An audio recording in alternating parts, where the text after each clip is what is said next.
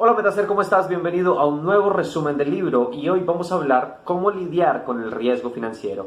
Un libro que vi una vez en una feria y me pareció un poco interesante, de solo lo que por encima me pareció interesante, sobre todo por el tema que nosotros manejamos en Metacer y que yo manejo como entrenador y que le comparto a las personas. Y básicamente se enfoca mucho en mercados bursátiles. Entonces, ojo, si tú eres de pronto trader, trabajas en el sector financiero o te relacionas mucho con aseguradoras, con bancos, con el gobierno en políticas macroeconómicas o en una gran empresa como gerente de riesgo, te recomiendo este libro. Pero si tú eres una persona un profesional independiente que quiere cuidar un poco mejor sus finanzas personales y no te quieres meter o entrometer más bien entre fórmulas econométricas, problemas financieros de alta envergadura y de complejos conceptos a trabajar y a procesar, definitivamente no te leas este libro. Es un poco complejo, un poco denso, es interesante, dependiendo mucho del enfoque y de lo que tú quieras sacarle a él.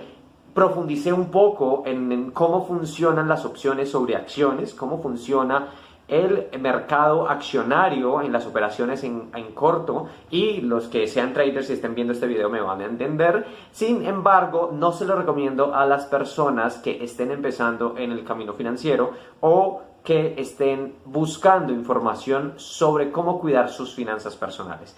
Este libro habla sobre algunas teorías de mercado, habla sobre cálculos matemáticos, habla sobre los derivados y el apalancamiento, pero más allá de los derivados, yo encierro los derivados en una sola palabra, bueno, dos palabras, como activos falsos. Y si quieres profundizar un poco más en esto de una forma mucho más sencilla, mucho más digerible, definitivamente te recomiendo el libro de Robert Kiyosaki, el último de Robert Kiyosaki, que se llama Falso, y ese definitivamente lo tienes que leer, tiene muchísimos ejemplos, muchísimas historias. Yo voy en la primera parte, no lo he terminado, pero es uno de los que te voy a compartir más adelante como resumen.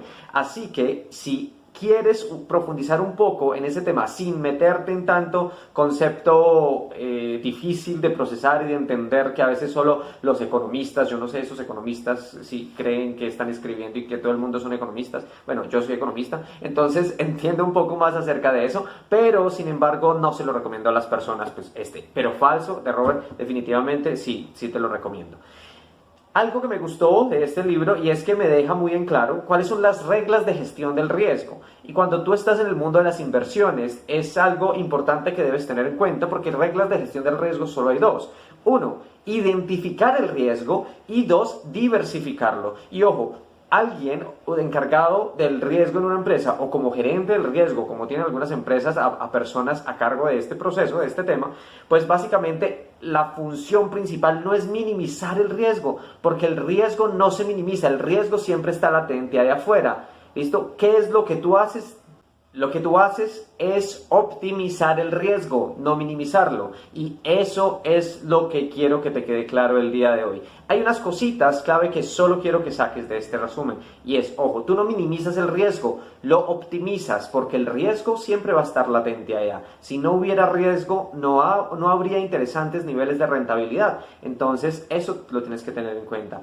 Otra cosa, ojo, todo lo que sube tiene que bajar. Y cuando nosotros compartimos esas explicaciones básicas en nuestro club de educación financiera sobre los mercados bursátiles, les explicamos de una forma sencilla a las personas cuándo pueden entrar fácil en un mercado bursátil y cuándo no, porque definitivamente todo lo que sube tiene que bajar. Normalmente cada 10 años hay una crisis, y después de la crisis del 98, después de la crisis del 2008-2009, se estaba esperando, básicamente todos los expertos y economistas estaban esperando cuál sería la próxima crisis que se iría a dar. Bueno, se demoró un poco en llegar de acuerdo al promedio, porque fueron 12 años, pero aquí estamos. Y ahora, ¿cómo estás optimizando tu riesgo financiero?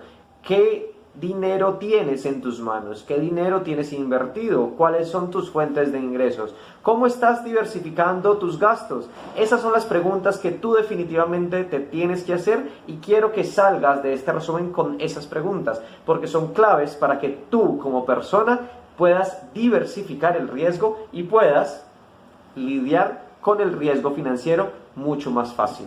Nos vemos en un próximo resumen para contarte un poco más acerca de más aprendizajes de todos estos libros que estamos compartiendo a través de nuestra red.